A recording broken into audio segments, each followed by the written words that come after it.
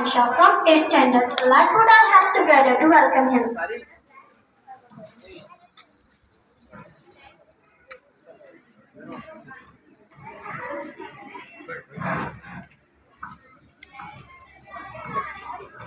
सर्वांना शुभप्रभात. माझं नाव आकांक्षा आहे. मी 8वी वर्गाचा विद्यार्थी आहे. आदरणीय व्यासपीठावर विराजमान सर्व मान्यवर तसेच आवाजून उपस्थित पालक वर्ग, स्टाफ आणि माझे विद्यार्थी मित्रांनो, सर्वप्रथम आपण सर्वांना स्वातंत्र्य दिनाची हार्दिक शुभेच्छा. Wish you many many happy independence day. आजच्या दिवशी बरोबर 15 ऑगस्ट 1947 च्या मध्यरात्रीच्या ठोक्यावर ब्रिटिश राजवटीच्या शृंखला तोडून भारताने स्वातंत्र्य मिळवले.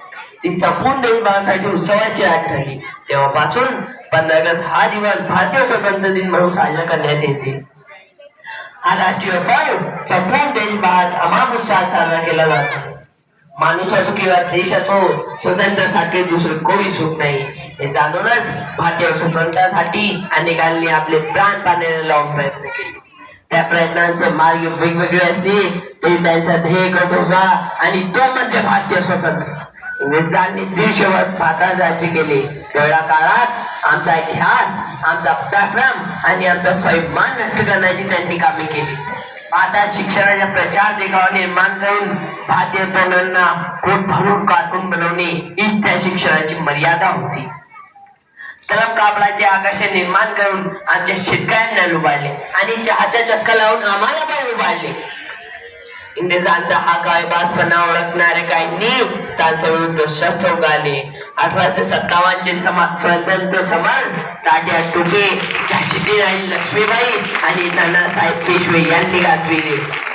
पुढे सशस्त्र उठाव करून वासुदेव, बलवंत फडके, भगतसिंग, चाफेकर बंधू इत्यादींनी आपले नाव शस्त्रांद्वारे नोंदविले.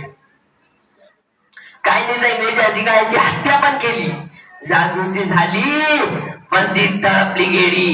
राणे, टिळक, गोखले यांनी लेखणीचे वाणीचे उपयोग करून इंग्रजांकडून होणारा अन्याय व जुलूम यांचा जाणीव करून दिली व आपली स्थिती सुधारण्यासाठी प्रेरणा पण दिली. फुले व इत्यादींची शिकवणीने जातीय भेदाभेद कसा वाईट आहे आणि त्याने समाज कसा दुर्बल होतो शिकले. या स्वतंत्र प्राप्तीसाठी अनेक क्रांतिकारी फासावर गेले. टिळकांनी, सावरकरांनी आणि असे अनेक क्रांतिवीरांनी तोंड वाचतच उमेद घालवली.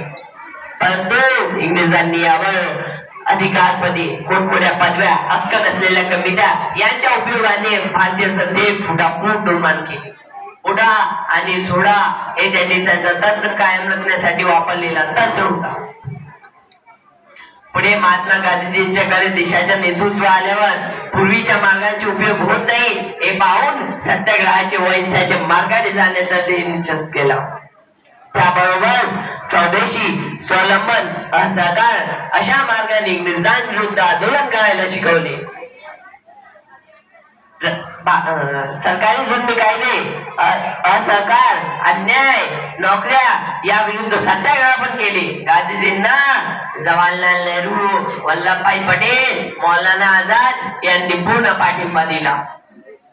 सुभाषचंद्र बोस यांनी इंग्रजांविरुद्ध मोठ्या अर्थाने आझाद हिंद फौज तयार केली. अशा प्रकारे अनेकांनी भिन्न भिन्न मार्गाने व अनेकांच्या बलिदानाने हे स्वतंत्र आपल्याला मिळवले गेले. आपल्या पिढीचा जन्म स्वतंत्र भारतात झाला आहे आणि याचा स्वतंत्र टिकवण्याची जबाबदारी पण आपली आहे. आता आपल्या समोर देशातील काही गंभीर समस्या आहे आणि तो म्हणजे बेकारी, महागाई, भ्रष्टाचार, निरक्षरता, प्रांतसाठ लोकसंख्या आणि यांच्या विरुद्ध आपल्याला काही प्रयत्न करावे लागेल. देशाने मला काहीतरी द्यावे हे ना सोचता मी देशाला काय देऊ शकतो हे सोचा.